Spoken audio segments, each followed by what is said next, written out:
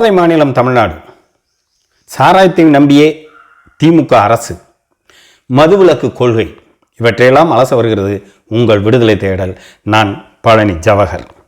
உள்ளூர் முதல் உலக அரசியல் வரை பெரியாரியல் பார்வையோடு உங்களோடு கலந்து பேச வருகிறது உங்கள் விடுதலை தேடல். தோழர்களை சப்ஸ்கிரைப் செய்து எம்மை ஆதரிக்கவும்.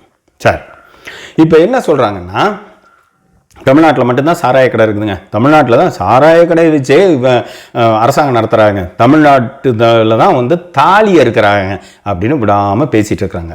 விபத்துகளில் ட்ரங்க் அண்ட் டிரைவ் தான் அதிகம். பச்சை பொய்யா சொல்லிட்டு இருக்காங்க. அப்போ ஃபர்ஸ்ட் நம்ம தமிழ்நாட்டில் மட்டும்தான் இந்த சாராயத்தை வச்சு இருக்கா? தமிழ்நாட்டை விட அதிகமாக வேற எங்கேயாவது விற்கிறாங்களா? எல்லாம் பார்ப்போம்.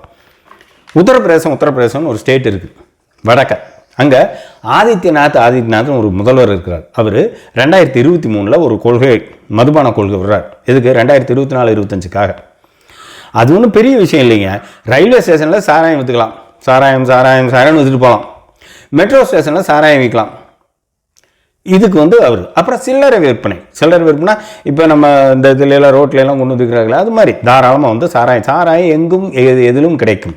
இதுதான் உத்தரப்பிரதேசத்தில் இந்த சங்கிகள் தூக்கி வச்சாடுற ஆதித்யநாத்தினுடைய மதுபான கொள்கை.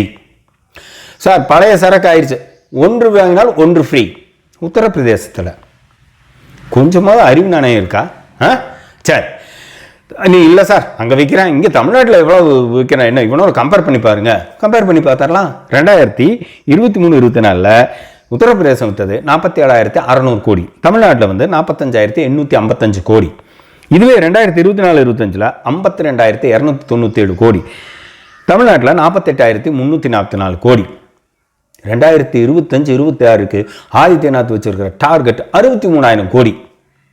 மது ஒழிப்பு பேசுகிறான். அதாவது தமிழ்நாட்டில் மட்டும்தாங்க டாஸ்மாக் எல்லா பயலும் சங்கி பயல்களாக இருக்கட்டும், எது தமிழ் தேசியர்களாக இருக்கட்டும், என்னவோ தமிழ்நாட்டில் தான் சாராயமெல்லாம் இருக்குது, நீங்கள் வேறு ஸ்டேட்லாம் அப்படியெல்லாம் இல்லை அப்படிங்கிற மாதிரியே பேசுவாங்க. உத்தரப்பிரதேசம் சாராய கடலில் இருக்குது, சாராயத்திலே வாழ்கிறான். சாராயத்தை விற்பனை செய்வதற்கு எவ்வளவுன்னு சொல்லி யோசிச்சு வேலை செய்கிறான். முதலீட்டாளர் மாநாடு போட்டிருக்கான். மதுபான விற்பனைக்கான முதலீட்டாளர் மாநாடு 5,000 கோடி எதிர்பார்த்து அவர் போடுறார். தமிழ்நாட்டில் எதுக்கு? ஐடி பார்க்கு, அதுக்கு எதுக்கு போட்டிருக்கிறாங்க. கம்பேர் பண்ணி பாருங்க.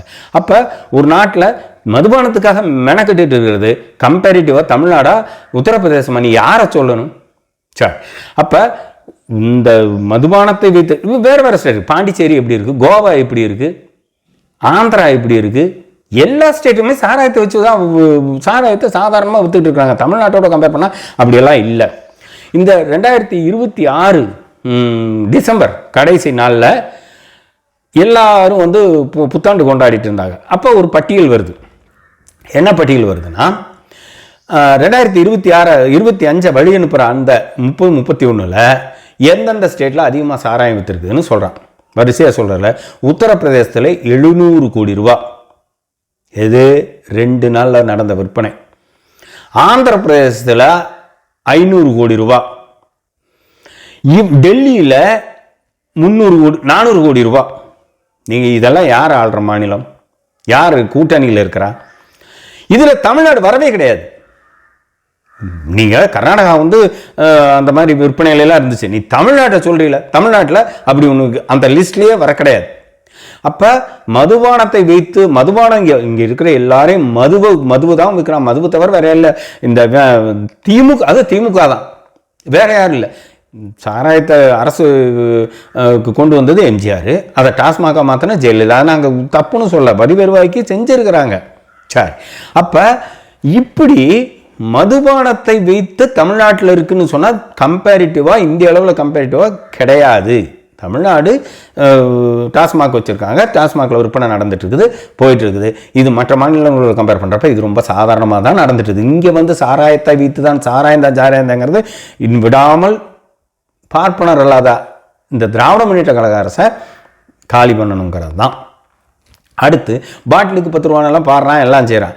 இது சட்டமாகவே போட்டிருக்கான். உத்தரப்பிரதேசத்தில் 290 ரூபாய்க்கு வாங்கினா அதை 300 ரூபாய்க்கு விற்கலான்னா அவன் ரூலே போட்டிருக்கான். பாட்டிலுக்கு 10 ரூபாய் சட்ட ரீதியாக இருப்பது எங்கள் உத்தரப்பிரதேசத்தில். இவன் எங்கள் இதை அமலாக்கத்துறை கண்டுபிடிக்குதான். டேய் நீ சட்ட ரீதியாக அதை போட்டிருக்கே, இது எப்படி சரின்னு எவனா அங்கே கேட்குறானா? ஒன்றும் கிடையாது. ஏன்னா பார்ப்பனர் நலன், பார்ப்பனருக்கான ஆட்சி இதுதான் அவங்களுக்கு வேணும். அதுக்கு எகென்ஸ்டாக எதை செய்கிற அரசாங்கமாக இருந்தாலும் அது அவங்களுக்கு ஆகாது. குறிப்பாக தமிழ்நாட்டில் திராவிட முன்னேற்ற கழகம் ஆகாது. இதுதான் மதுபானத்தில் நீங்கள் தமிழ்நாட்டுக்கும் மற்ற ஸ்டேட்டுக்கும். சரிப்பா, மதுபானம் நீங்கள் இன்னொரு விஷயங்க, சத்தீஸ்கரில் ஒரு அரிசி ஆலை பதப்படுத்தும் திட்டத்தில் மாநில ஒருங்கிணைப்பாளர், அவர் பேர் விநாயக் தம்கர், பாஜகவினுடைய கிசான் மோர்ச்சாவினுடைய நிர்வாகி. சபோடாங்கிற ஒரு கிராமத்தில் 1.5 ஏக்கரில் தாங்க அவர் கஞ்சாவை பயிரிட்டு இருந்தார். வேற எதுவும் இல்லை. எந்த ஸ்டேட்டு? சத்தீஸ்கர். யார்? பாஜக ஒரு ஸ்டேட்டில் நீங்கள் எடுத்து பார்த்தீங்கன்னா இன்னும் அது நிறைய வரும். சரி, நம்ம பாஜக ஸ்டேட்லேயே அடுத்து வர்றதை நான் வேறு விஷயத்தில் நான் சொல்கிறேன். சரி, இதுதான் மதுபானத்தை வைத்து வருமானம் பார்க்குற தமிழ்நாடுன்னு சொல்கிறதுக்கான யோக்கியதை சங்கிகளுக்கோ மற்றவங்களுக்கோ கிடையாது. இங்கே இருக்குது. இன்னும் சொல்லப்போனால் டாஸ்மாகை கண்ட்ரோலில் வச்சு செஞ்சிட்ருக்கிறாங்க. இது நம்ம கண்கூடு பார்த்துட்ருக்கோம். சரி, அடுத்து மதுபான கொள்கை, மதுவிலக்குனாலே என்ன, அது நம்ம ஒரு பார்க்கணும். மதுவிலக்கு நீ அமுல்படுத்து, எல்லாரும் பேசுகிறாங்க, மதுவிலக்குக்காக போராட்டம் நடத்துகிறாங்க, எல்லாம் செய்கிறாங்க. ஒரு முக்கியமான ஒரு விஷயத்தை மறந்துடுறாங்க. மதுவிலக்கு அமல்படுத்தப்பட்ட மாநிலங்களெல்லாம் பாருங்கள். குஜராத்தில் அமல்படுத்தப்பட்டிருக்கு மதுவிலக்கு அமல். நீ என்ன நினச்சிட்டு இருக்கிற? சங்கிகளோட ஸ்டேட்னு என்ன சாதாரணமாக? அங்கே தாண்டா கள்ளச்சாராய்ச்சார் அதிகம். அங்கே சாராய விற்பனை கிடையாது, இருக்குது, ஆன்லைனில் வாங்கிக்கலாம். இந்த பத்திரிகை தகவல் இருக்குது. அதை விட புதிய தலைமுறையில் ஒரு செய்தி போட்டிருக்கான், நிமிடத்துக்கு 4 நிமிடத்துக்கு ஒரு மது பாட்டில் எங்கே வாங்குறான்னா குஜராத்தில் தான். இது புதிய தலைமுறை செய்தி. அப்போ நீ மதுவிலக்கு வச்சிருக்கிற மாநிலத்தில் கள்ளச்சாராயம், மது விற்பனை இது ரொம்ப இதாக இருக்குது. சரி, பீகாரில் எடுத்துங்க. பீகாரில் மதுவிலக்கே பெரிய தொல்லை. அங்கே என்ன சிக்கல்னா, ஜெயிலெல்லாம் நிறைஞ்சிருச்சு. ஏன் நிறைஞ்சிருச்சுன்னா, இவன் கள்ளச்சாராயம் காய்ச்சி கள்ளச்சாராயம் குடிச்சவனெல்லாம் தூக்கி ஜெயிலில் போட்டுகிட்டே இருக்கான். அங்கே வேலைக்கு ஆள் இல்லை. அது ஒரு பெரிய சிக்கலாக இருக்குது. இந்த தேர்தலில் கூட மதுவிலக்கை நாங்கள் ரத்து செய்வோன்னே பிரச்சாரம் பண்ணுற அளவுக்கு வந்துருச்சு. சாராயம் குடித்தவர்களெல்லாம் அரெஸ்ட் பண்ணி ஜெயிலில் நிறச்சி வச்சிருக்கானே ஒழிய சாராயம் விற்கிறவனை அரெஸ்ட் பண்ணல. ஏன்னா எல்லாம் பிஜேபிக்காரன். இதுதான் பீகாரில் நடந்துட்டு இருக்குது. அப்போ மதுவிலக்கு கொள்கைங்கிறது ஒரு போலித்தனமானது. அதாவது எல்லா இடத்துலையும் மது வித்துட்டு இருக்கான். மதுங்கிறது சாதாரணமாக மக்கள்கிட்ட புழக்கமாக இருக்குதுங்கிறது. திடீர்னு போய் நீ தடை செய்யறதுங்கிறது நிறுத்துறதுங்கிறது ஒரு போலியான கொள்கை. நீங்கள் அதுக்கு நல்ல உதாரணம் என்ன கொடுக்கலாம்னா, தாவேகா தமிழக வெற்றி கழகம் அதனுடைய இது முழு மதுவிலக்கு கொண்டு வருவோம்னு சொல்கிறாங்க. ஆதவர்ஜுனா எதில் பிடிபட்டார்? சாராய பாட்டிலோடு பிடிபட்டார். நல்லக்கண்ணுடைய உடல் அடக்கத்துக்கு விஜய் போகிறாரு. அதை பற்றி நக்கீரன் கோபால் சொல்கிறார், கிட்ட போய் நிற்க முடியல, அவ்வளவு சாராய வாடங்கிறார். அப்போ மதுவிலக்குங்கிற கொள்கை ஒரு போலியான விஷயம். எல்லாரும் பேசிக்கலாம், எல்லாம் செய்கிறாங்கிறதுக்கான ஒரு உதாரணம் இது. மதுவிலக்கு எப்படி கொண்டு வர்றதுங்கிறது நான் பின்னால் சொல்கிறேன். அப்போ சொல்கிறதுக்கு யோக்கியது இல்லாதவங்களாம் தான் பேசிட்டு இருக்காங்கிறதுக்கு ஒரு உதாரணம். சரி, மதுவிலக்குங்கிறது எவ்வளோ பெரிய விஷயங்கிறத அமெரிக்காவில் மதுவிலக்கு கொண்டு வந்தாங்க. 20லேருந்து 33 வரையில் நடந்தது. அமெரிக்காவில் மதுவிலக்கு வந்தது. மதுவிலக்கு கொண்டு வந்ததுக்கப்புறம் அங்கே மாஃபியாவினுடைய கை ஓங்க ஆரம்பிச்சு. ஏன்னா மதுவை தேடி அங்கே இருக்க யாருன்னா சாராயம் குடிக்கணுங்கிறதுக்காக ஜட்ஜு, பெரிய பெரிய போலீஸ் அதிகாரிகள், நிர்வாக அதிகாரிகள் எல்லாரும் போய் கள்ளச்சாராயம் சாப்பிட ஆரம்பித்தான். அவன் என்னன்னா நல்ல பஃபெல்லாம் வச்சான், குடிசை தொழில் மாதிரி வச்சுருந்தான் மாஃபியாங்கன்னா யாருன்னா, ஒரு சின்ன தகவல், இத்தாலியில் இருக்கிற சிசிலி பகுதியில் இருக்கிற ஒரு குடும்பங்க. அந்த குடும்பம் அது பெரிய ஃபேமிலி, மிகப்பெரிய ஃபேமிலி. அவங்களுக்குள்ள குடும்ப பற்று அதிகம். அவங்க உலகளாவிய அளவு போதை மருந்து கடத்தல், ஆட்கடத்தல், கொலை செய்தல், இந்த மாதிரி, அதாவது ஒரு கேங், அவங்க ஒரு பெரிய கேங். அந்த கேங் உலகம் முழுக்க பரவி இருக்கு. உலக அரசியலெல்லாம் இதாக இருப்பான். ஒரு அரப் கண்ட்ரியில் அரப் அந்த மினிஸ்டர் ஃப்ளைட்டில் ஏற போகிறாரு. அப்போ ஒரு கர்ப்பிணி பெண்ணை செக் பண்ணுறாங்க. எப்போவுமே கர்ப்பிணி பெண்ணை செக் பண்ண மாட்டாங்க. ஒரு யதார்த்தமாக அந்த கைப்பையை செக் பண்ணுறாங்க. கைப்பையில் பார்த்தா வெடி உண்டு. அந்த பொண்ணுக்கே உண்மையிலே தெரியல. இல்லைங்க, எனக்கு சம்மந்தமே இல்லைங்கன்னு சொன்னதுக்கப்புறம் அவங்க ஹஸ்பண்ட் யாருன்னு சொல்லி நேராக போகிறாங்க. அவன் எஸ்கேப் ஆக போகிறான், பிடிச்சிட்டாங்க. அந்த அரப் மினிஸ்டரை கொல்லணுங்கிறதுக்காக அந்த நாட்டு பெண்ணை காதலித்து திருமணம் செஞ்சு கர்ப்பிணிகளை வந்து இவங்க சோதிக்க மாட்டாங்கன்னு சொல்லி அப்படி பல காலம் திட்டம் போட்டு செஞ்ச குரூப் தான் வந்து மாஃபியா. அந்த மாஃபியாவினுடைய அட்வைஸ் படி தான் என்ன வருதுன்னா, அமெரிக்காவில் வந்து மதுவிலக்கு கொள்கை அமல்படுத்துகிறாங்க. மது கிடைக்கல, மதுவுக்காக நிறைய பேர் போய் வச்சுக்கிறாங்க, நிர்வாகங்கள் கையில் வருது. கென்னடியினுடைய தம்பி கொலை செய்யப்படுறார். மர்லின் மன்ரோ அப்படிங்கிற நடிகையை வந்து சந்தேகப்படுறாங்க. அவங்க வந்து மாஃபியா குரூப். கோபத்தில் கென்னடி வந்து மர்லின் மன்ரோவை கொண்டுட்டதா சொல்கிறாங்க, ஆள் வச்சு கொண்டுட்டதா சொல்கிறாங்க. கென்னடியவே கொலை செய்கிறாங்க. கென்னடியை கொலை செய்து மாஃபியான்னு சொல்லி அது ஒரு சந்தேகம் இருக்குது. கென்னடியை கொலை செஞ்சோன்னே உடனே இன்னொருத்தவங்க கொலை செஞ்சுட்டாங்க.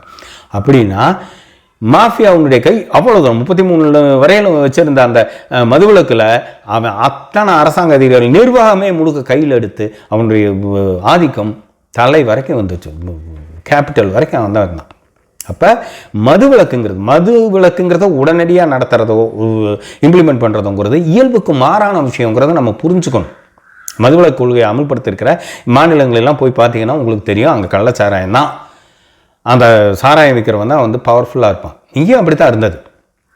அப்போ மதுவிலக்குங்கிறது வந்து இதுதான் வந்து மதுவிலக்குங்க ஹிஸ்டாரிக்கலாகவே நம்ம பார்க்கணும். அப்புறம் மதுங்கிறது சாதாரணமான விஷயமா இல்லை, நிறைய கலாச்சார ரீதியாகவும் நம்ம இதில் சமூகத்தில் இருக்குது. அப்போ மதுங்கிறத சாமிக்கு வச்சு கும்பிட்றவங்களும் இருக்கிறாங்க, எல்லாம் இருக்குது, அதில் வந்து இது கிடையாது. அப்போ கலாச்சார ரீதியாக மதுங்கிறது சாராயங்கிறது சமூகத்தோடு ஒன்றி இருக்குது. அப்போ அதிலிருந்து விடுதலை ஆகணும்னா நம்ம நிறைய விஷயங்களை வந்து இம்ப்ளிமெண்ட் பண்ணணும். சரி, அப்போ இந்த மதுவினாலையும் மதுவுக்கு பார்த்திங்கன்னா டாஸ்மாக்னால அவங்க வந்து நிறைய வந்து சாவுகள் இதெல்லாம் நடக்குது அப்படின்னு சொல்கிறப்ப நாம் அதை வந்து கன்சிடர் பண்ண வேண்டிய விஷயத்தில் தான் இருக்கிறோம். சரி, மதுவை வந்து உடனடியாக நீங்கள் தடுக்கிறீங்க அப்படின்னா எதிர்விளைவு தான் வரும். கலாச்சாரத்துக்காரனுடைய கைக்கு வந்து என்ன ஆகும், நிர்வாகங்கள் போகும், அவங்க தான் பவர்ஃபுல்லாவாங்க.